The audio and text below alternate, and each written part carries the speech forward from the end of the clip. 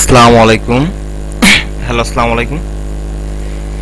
আপনারা যারা ভিসা ই টোকেন সফটওয়্যারটা আমাদের গ্রুপের সাথে কাজ করতে আগ্রহী, তাদের যারা সিএমডি বা সিরিয়াল নাম্বার যারা বের করছেন, প্রসেসর সিরিয়াল নাম্বার, তাদেরকে আরেকটা জিনিস সেট আপ দিতে হবে। সেটা সেট আপ দেওয়ার জন্য প্রথমে স্টার্ট বারে যেতে হবে। এখানে স্টার্ট বারে ক্লিক দেওয়ার সাথে সাথে এরকম আসবে এবং সেখান থেকে কন্ট্রোল প্যানেলে যেতে হবে। কন্ট্রোল প্যানেলে গেলে আপনি যাবেন প্রোগ্রামসে গেলে প্রোগ্রামস অ্যান্ড ফ্যাসিলিটিসে যাইতে হবে। এখানে যাবেন, তা যাওয়ার পর আপনি জানেন যে আসলে আমাদের এই কাজটা হচ্ছে রোবট কাজ করে। সো রোবটটা কাজ করতে হলে রোবট তো ইমেজ দেখে কাজ করে। সো ইমেজটা কীভাবে কন্ট্রোল করতে পারবো আমরা রেডার, তার জন্য আমাদেরকে একটা করতে হবে, সেটা হচ্ছে মাইক্রোসফট অফিস এন্টারপ্রাইজ 2007 আপনার পিসিতে ইনস্টল থাকতে হবে। হ্যাঁ, এটা মাইক্রোসফট অফিস এন্টারপ্রাইজ 2007। এখানে আপনি ক্লিক দেবেন। ক্লিক দেওয়ার পর এখানে একটা চেঞ্জ আসবে, চেঞ্জটা করবেন। এখানে চেঞ্জ আমি যেভাবে যাচ্ছি ঠিক ওভাবে যাবেন। এখন add or remove add and রিমুভে যাবেন। এখানে কন্টিনিউ দিবেন। তো কন্টিনিউ দেওয়ার পরে এখানে অনেকগুলো অপশন পাবেন।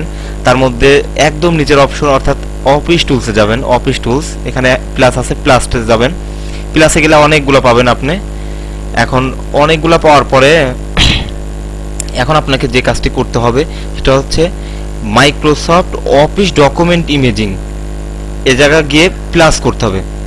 প্লাস আপনি প্লাস করলেন, প্লাসে তিনটা অপশন আসছে, একটা হচ্ছে হেল্প, একটা হচ্ছে Microsoft office document image writer, আর স্ক্যানিং ও আরসিএন ইন্ডেক্সিং সার্ভিস ফিল্টার।